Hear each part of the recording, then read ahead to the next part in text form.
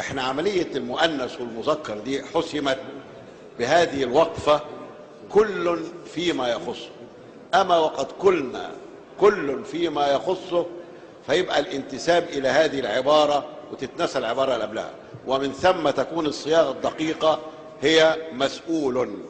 وأقول مسؤول، أقول مسؤول ليه وليس مسؤولا؟ لأن انتهى خلاص الارتباط بتكون الأولانية. تكون دي كانت في الأول، انتهت كأن العبارة تبتدئ كل فيما يخصه مسؤول، ومن ثم هي مسؤول وليس مسؤولا وليس مسؤولا. النقطة الأخيرة طيب، النافذة في جمهورية مصر العربية مسؤول تمشي بشرط أشيل الفاصلة اللي بعد يخصه. مظبوط، فيما يخصه مسؤول على طول. تمام، ده صحيح. أخيرا النافذة في جمهورية مصر العربية، الحكومة ترحب بالتعديل طبعا لأن الاسم الرسمي لمصر هو جمهورية مصر العربية. ثانيا عندما أقول النافذة هي التصديق مرحلة تسبق النفاذ، فلما أقول نافذة أي التي تطبق، أي التي لها أثر إيجابي وتنفذ، ولذا نفضل أن تبقى كلمة النافذة. وشكرا. دكتور محمد. أيوه؟ كل فيما يخصه مسؤول وأشيل تكون الأبلة كده. ما تبقاش مسؤول بقى، مسؤولة بقى يا ريس، مسؤولة. ده بس جهاز المخابرات مذكر. ما الجهاز ده واحد، ما غلبوش على كل الوزارات.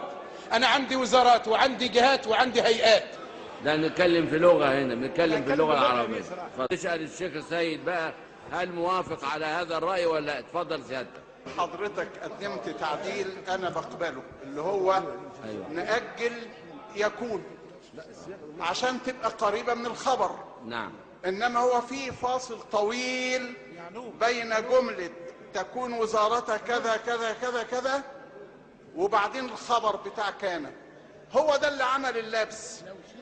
لا يعني البعض تصور مدام كل فيما يخصه يبقى مسؤول، لا، خبر كان لسه ما جاش اصلا، فلازم نبحث عنه.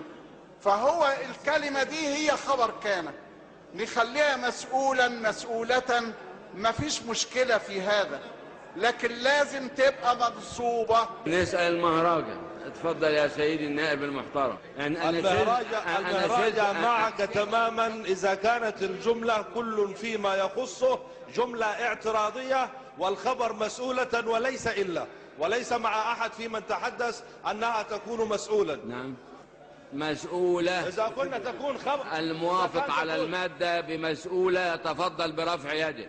موافقة.